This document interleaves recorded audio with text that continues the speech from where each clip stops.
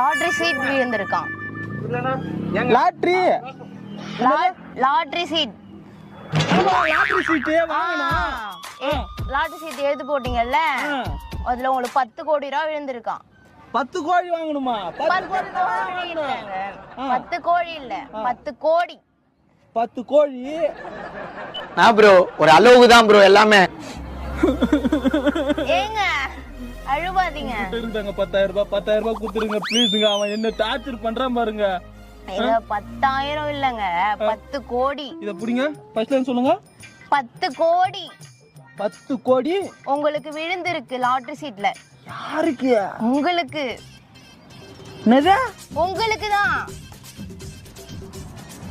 10 கோடி. 10 கோடி. 10 10 கோடி தான்.